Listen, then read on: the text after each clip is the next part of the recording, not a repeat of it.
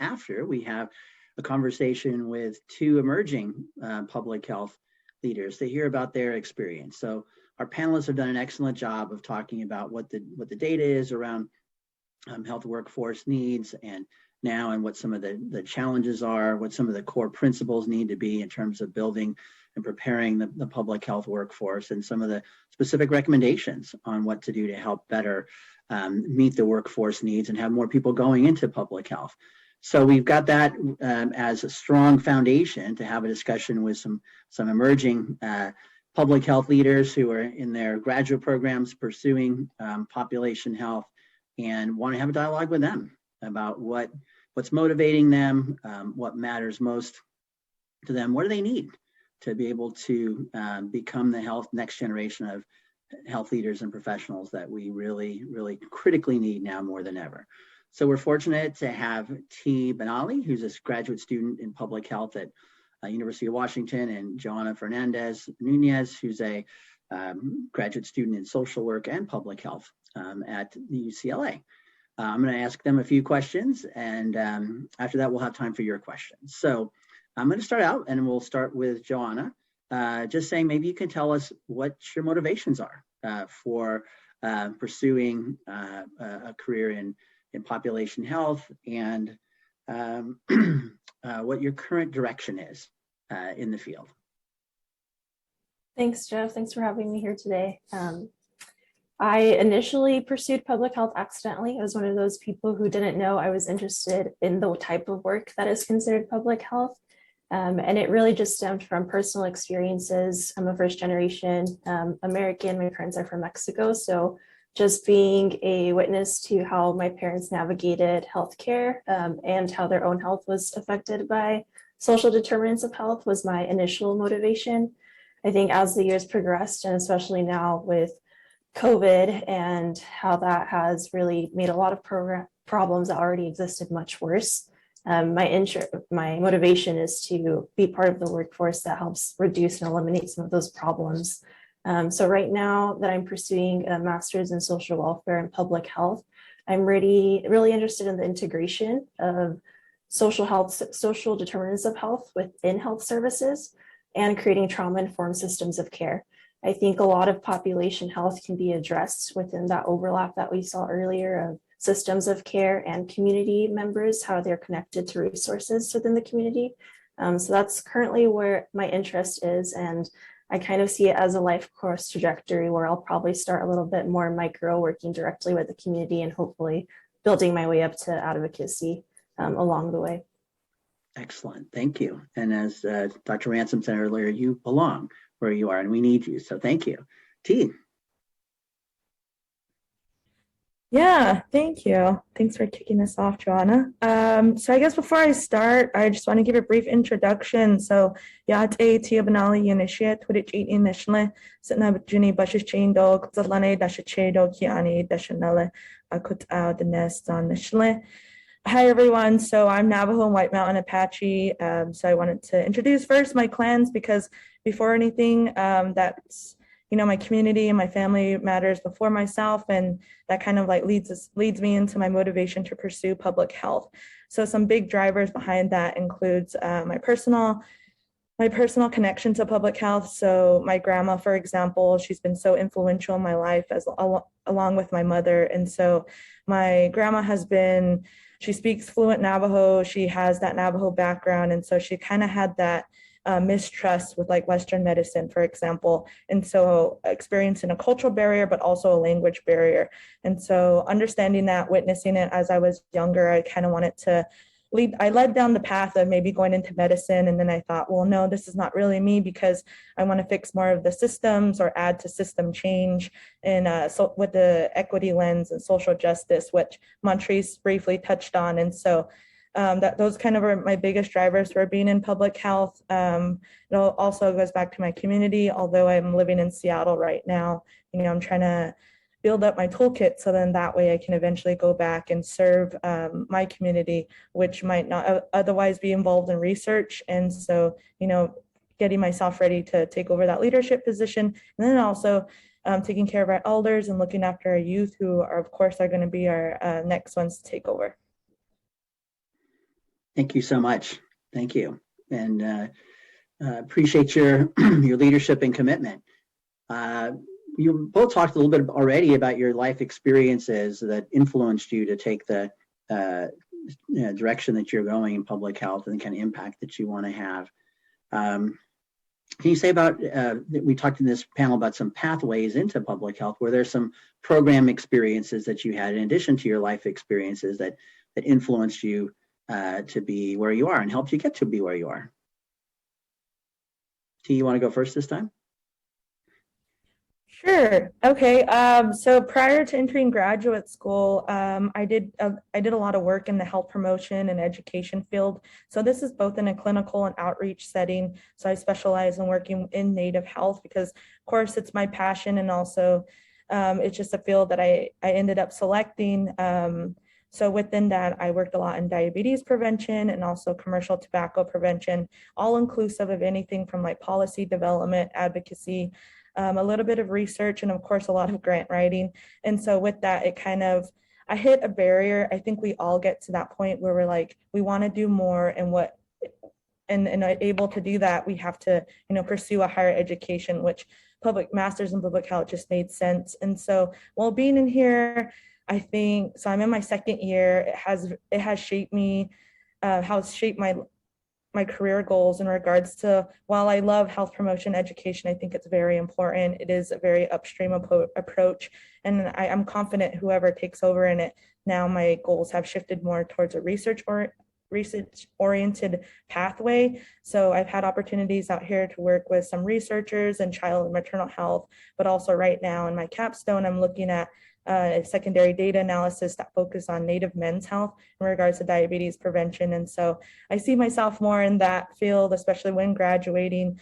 At some point, maybe a PhD, but I think I'll hold off on that conversation for a little bit, but definitely research on Native people for Native people. We are the caretakers of our own data. There's already been, historical trauma and research mistrust. So I think it is up to us to be those caretakers of our data and to give it back to the tribe to, implement more just policies, but also like program development and health prevention. So I think that's where I'm headed at this point. And so I'll toss it over to Joanna.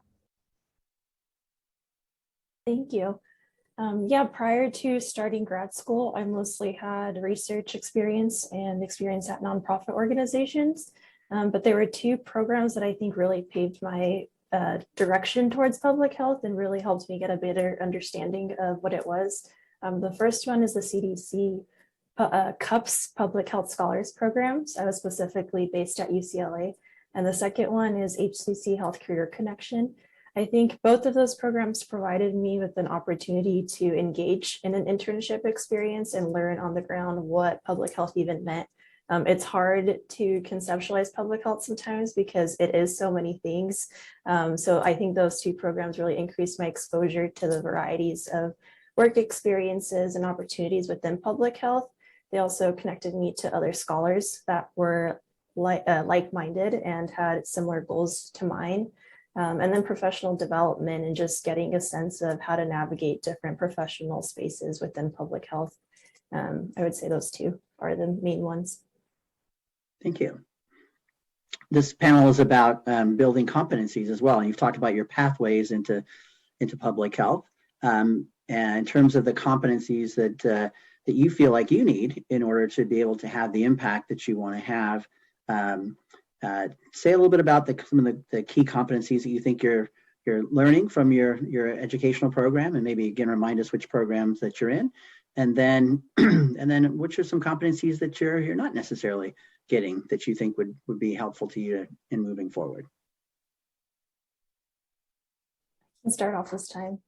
Right now with the public health program that I'm in, I'm learning about public health program planning and evaluation, and also quality improvement. And then on the MSW side of my program, I'm learning more about generalist practices and counseling, also theories of behavioral change and systems, and policy and advocacy. Because I'm still in my second out of 3 years, I think the skill that I would like to build up on most is advocacy and leadership. And I have a feeling that that's going to be something that I continue to develop after I graduate through practice. So I'd say that's the area that I'm looking forward to growing in most. And then what are some of the ways you're learning the most about the competencies? Because I know you have a combination of coursework and practicum and internships and all kinds of things. Yes, thank you, Jeff. Through the public health program, I had to do a summer internship, fieldwork hours, and I did some policy work with Steinberg Institute. I think it was really nice to learn on the ground what public health actually looked like from day to day. And I have a similar experience right now through my MSW program. I'm actually interning alongside my classes. And so it's really nice having that reciprocal learning relationship where I pick up something in practice at a clinic that I'm at, and I can take it back to the classroom setting, and the other way around, as I gain new theories or understanding of theories, I can find ways to apply those in the clinic. But I think it's really the combination that has made the most difference, and also learning from other people's experience who are already in the field. Thank you.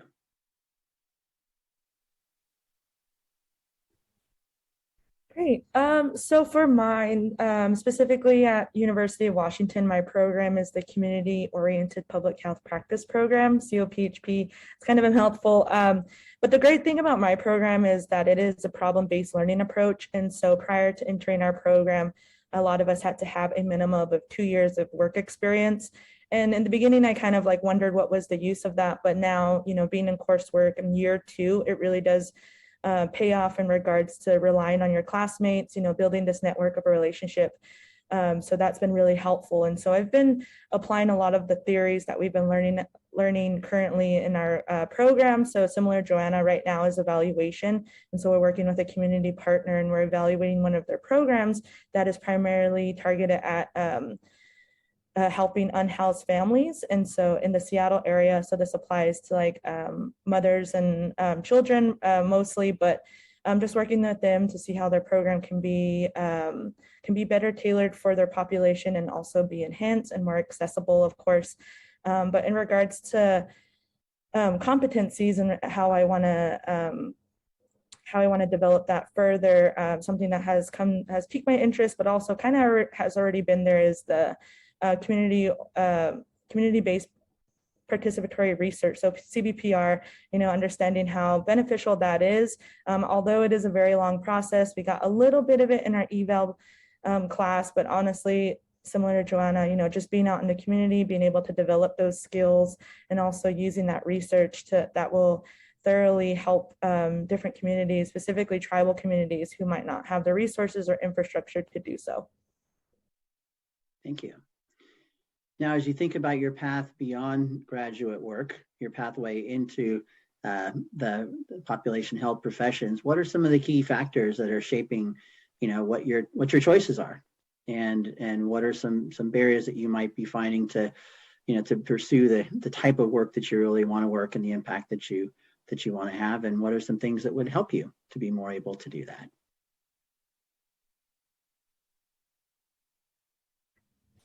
Can start us off. All right, so I had mentioned earlier that I am interested in a PhD program, and mostly because I'm interested in teaching. I had some wonderful Native faculty that I was exposed to at the University of New Mexico. They really shaped my direction in public health in regards to like epidemiology and research, and how I want to apply that to my community back home. And so eventually I want to go down that path. And right now I've had the opportunity to be a TA for some of the graduate classes here at UW. And that's really like my first introduction to how it would feel to be an instructor or a professor. And honestly, it's confirmed my path for it. And then also, my love for research and what I want to do with it.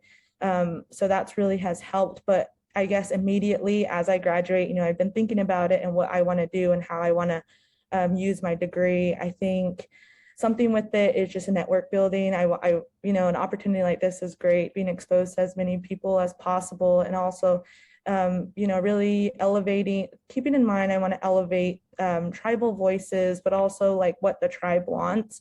I've had this opportunity to work with some of the Pacific Northwest tribes, so I definitely see that on the horizon.